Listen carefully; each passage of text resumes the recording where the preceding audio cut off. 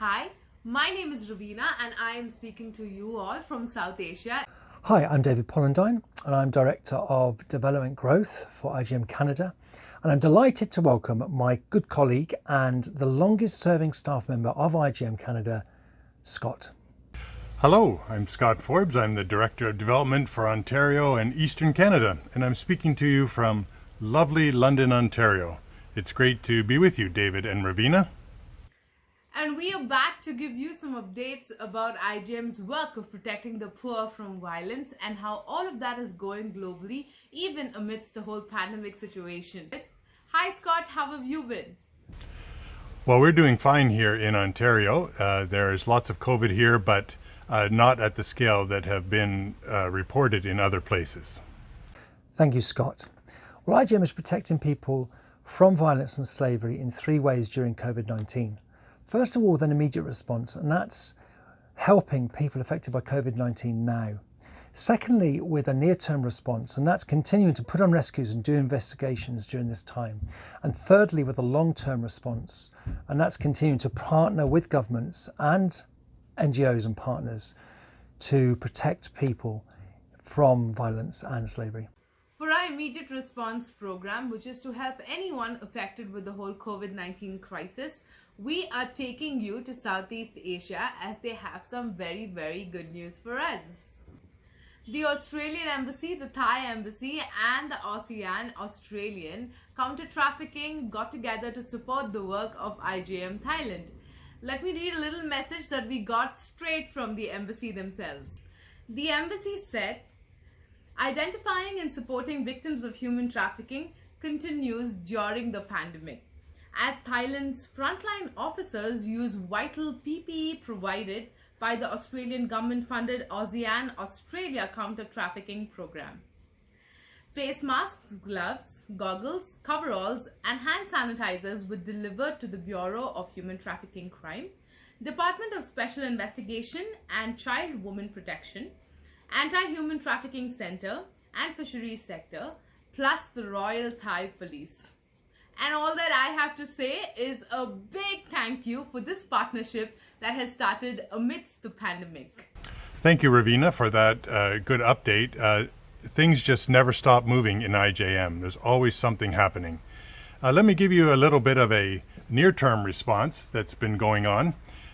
We've been continuing to put resources into COVID-19, and things have been happening on our regular victim rescue in South Asia. For example, just recently there was over 40 people freed from bonded labor by one of our casework partners in India. A few years ago, we trained a number of casework partners to do the things that we do. And this particular rescue of 40 people was by an organization called Foundation for Sustainable Development, or FSD.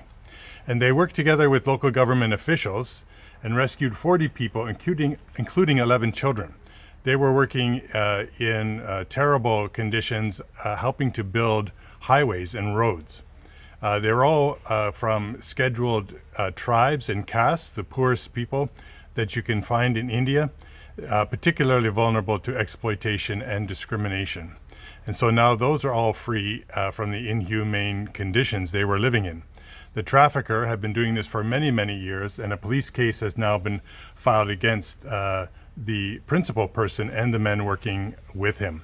And the survivors have now all had their transport home. They're safe. They've been getting aftercare, and FSD will follow up with them in the days and weeks to come. So good news on the near term. Finally, for a long-term response, that's partnering with governments to protect people from violence and slavery. For this, we're going to Southeast Asia. When perpetrators are not punished for their crimes, it causes crime to prevail.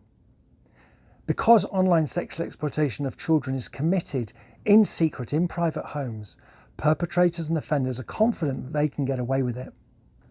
IJM Philippines partnered with TikTok to ramp up community awareness and drive reporting of the trafficking of minors to create child sexual exploitation material. The Report to Protect campaign features educational and compelling videos from IJM and TikTok creators who have a huge following on the platform. The videos highlight WCPC's hotline numbers and urge anyone who has information about this trafficking crime happening in their community to report it. With this project, the Philippines is leading the way to be vigilant in their communities, as children can often find themselves helpless. You can see how IJM Philippines is getting this message out to more people by going to Report to Protect videos on TikTok. And this is the real impact of social media, the power of social media. When you get in touch with the right set of people with the right mindset to do the right things for the right cause, you end up generating awareness about this crime, which is the first step to curb human trafficking. Thank you for joining us on this IJM Canada COVID-19 updates vlog. And if you've liked anything you've heard, do click the like button. You can leave a comment below as well. And do subscribe to the channel if you want to get these into your inbox every 2 weeks. Until we meet again in a couple of weeks, have a great fortnight and see you then. Take care. God bless. Bye-bye. Goodbye and stay safe. All right, goodbye from London, Ontario. It's been great connecting with you. Hope to see you again in the next few weeks.